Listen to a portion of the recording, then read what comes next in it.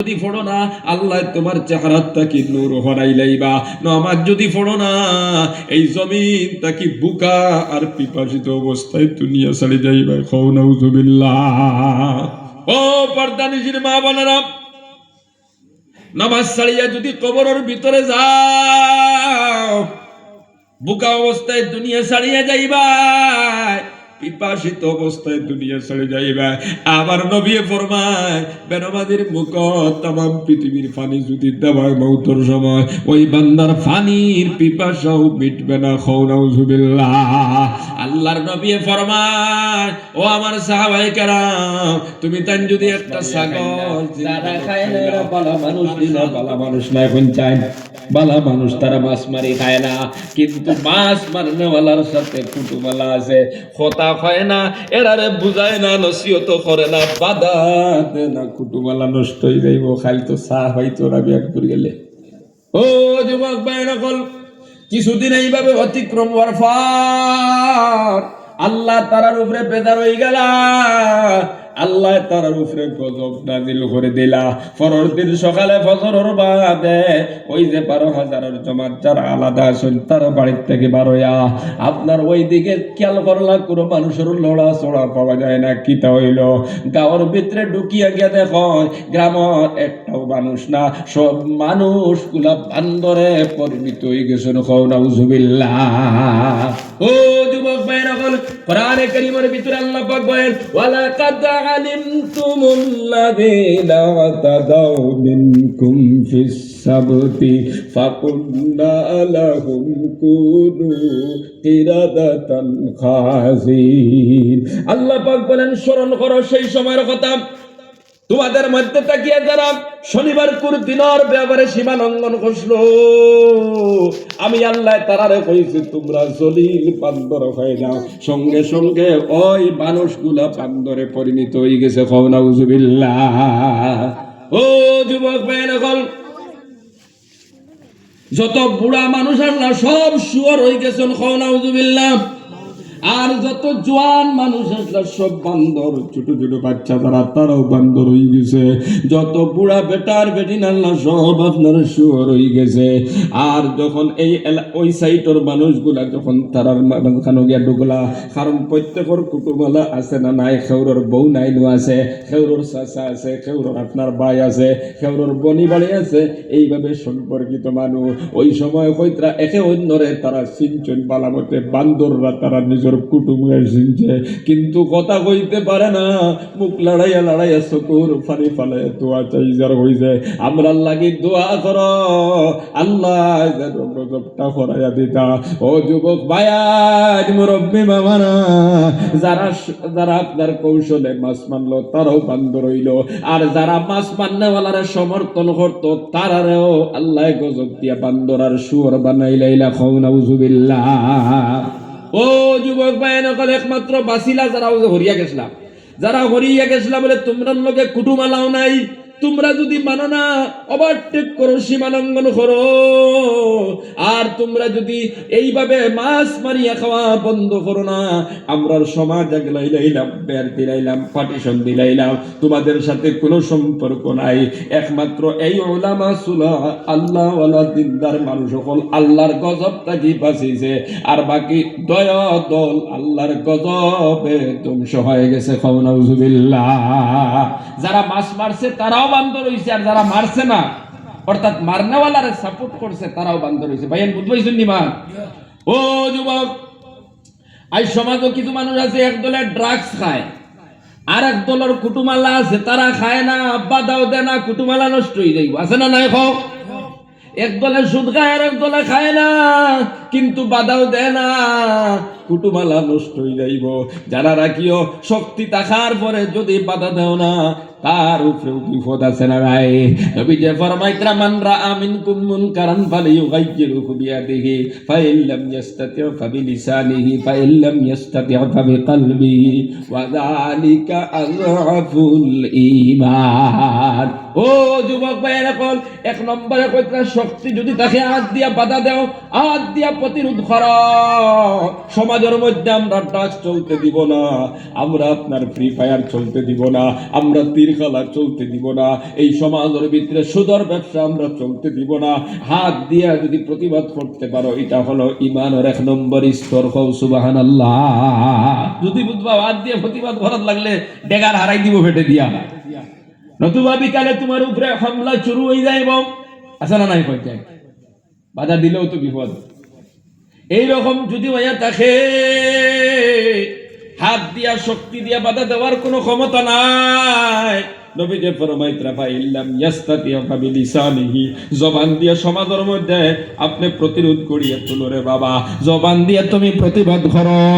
এই যুবক, তুই ড্রাগসের ব্যবসা করিস না, ড্রাগস তুই খাইস না, ফ্রি ফায়ার তুই খেলাইস না, তুই আপনার সিনেমা নাটকর তান্দার মধ্যে যাইস না, জিনা বেবিচারে যাইস না, এইভাবে সুদ ঘুষের মধ্যে যাইস না। ওই যে আপনার জবান দিয়ে বাধা দেওয়া, এটা হলো ইমানের 2 নম্বর স্তর। ও যুবক ভাইয়েন, তাও যদি সম্ভব নাই, জবান দিয়াও যদি পারো না, ফাইল্লাম ইয়াস্তাতি ফাবিকলবিহি, নবী যে ফরমাইতরা অন্তর দিয়ে প্রতিবাদ করো, অন্তর দিয়ে ঘৃণা করো। ওয়াযালিকা আযগাফুল ঈমান, এটাই হচ্ছে ঈমানের সব নিম্ন স্তরের, উপরে কোনো স্তর নাই। ও যুবক ভাইয়েন, হাত দিয়েও বাধা দিলাই না, জবান দিয়েও বাধা দিলাই না, অন্তর দিয়ে বাধা দিলাই না, মাতিলাই না, কুটুমালা নষ্ট হয়ে যাইব। এরার উপরে ফেলা গজব আইসলো, বান্দর আর শুয়োর হইসলা। এইভাবে আপনার যারা আপনার মাছ মারছে না, তারার উপরে আইছে। আইজ সমাজের ভিতরে কোরআন বিরোধী করনেওয়ালারে যদি বাধা দেও না, তারারে তুমি প্রতিবাদ করো না, তারার উপরে গজব আইলে তোমারে আমারও এই গজব ছাড়বে না। কথা ঠিক কিনা? ও যুবক ভাইয়ের কল, এই যে 58,000 আসলা সব বান্দর আর শুয়োর হয়ে গেল। সাহাবায়ে কেরাম ওকলে প্রশ্ন করল, ইয়া রাসূলুল্লাহ, আমরা যে জঙ্গলের মধ্যে বান্দর দেখি আর যেটা শুয়োর দেখি, এরা কি অরিজিনাল? এরা কি আপনার জঙ্গলের শুয়োর আর বান্দর কি দাউদ নবীর উম্মত? যারা মাছ মারার কারণে বান্দর আর শুয়োর হইছিল তারা নেই? আল্লাহর নবী বলেন, না না, মাছ মারার কারণে যারা বান্দর আর শুয়োর হইছিল, এরা পৃথিবীতে মাত্র 3 দিন পর্যন্ত বাঁচিছে। 3 দিন পরে ওই সব শুয়োর আর বান্দরের দল দুনিয়ার থেকে বিদায় হয়ে গেছে। নাউযুবিল্লাহ। আল্লাহর গজবে যারা শুয়োর আর বান্দর হইছিল, এরা কতদিন রইছে? 3 দিন। ভাইয়ার কতদিন? 3 দিন। বলে আমরা যে বান্দর আর শুয়োর দেখি, তা কোনটা? এটা আল্লাহ যে প্রথম যে বান্দর আর শুয়োর বানাইল ওটা। ও যুবক, সমাজ আরো বুয়া মাত আছে, বলে মানুষ থাকি বান্দর হইছে, যেটা বান্দর দেখ নাই তা মানুষ থাকি বান্দর। এই কথার উপরে ইমান আনবা না রে বাবা। আল্লাহ তার বান্দর আলাদা বানাইছেন, কিন্তু দাউদ নবীর উম্মত শনিবারে মাছ মারার কারণে যারা বান্দর আর শুয়োর হইছিল, এরা মাত্র 3 দিন পর্যন্ত বাঁচিছে। 3 দিন পরে আল্লাহর গজবে এরা দুনিয়ার থেকে সবাই নিজের ছোট্ট ছোট্ট সন্তান সহ, মায়ের কোলের সন্তান সহ সবাই দুনিয়ার থেকে বিদায় হইছে। নাউযুবিল্লাহ। আল্লাহ পাক রব্বুল আলামিন ফরমাইতরাম, ফাজআলনাহা নাকালাল লিমা বাইনা ইয়াদাইহা ওয়া মা খালফাহা ওয়া মাউইযাতাল লিল মুত্তাকিন। আল্লাহ পাক বলেন, এই ঘটনা ঘটাইয়া সমকালীন সেই সময়ের মানুষের জন্য এবং পরবর্তী মানুষের জন্য নসিহত হিসাবে, ইবরত হিসাবে, শিক্ষা হিসাবে এই ঘটনা ঘটাইলাম। আর মুত্তাকি পরহেজগার মানুষের জন্য এই ঘটনাটি হচ্ছে নসিহত। তার মানে আখিরি জমানার উম্মত আমরা, নবীজির উম্মতের জন্য এই ঘটনাটি হলো নসিহত। এই জন্য যুবক ভাইয়ান, নিজের সংশোধন করো।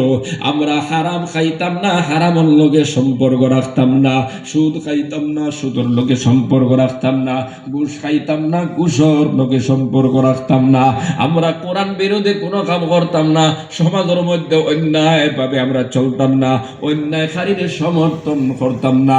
এক কথায় আমরা যত আল্লাহর হুকুম আর নবীর তরিকার খেলাফ যত কাম আছে, এটার থেকে আমরা নিজের হেফাজত করব ইনশাআল্লাহ।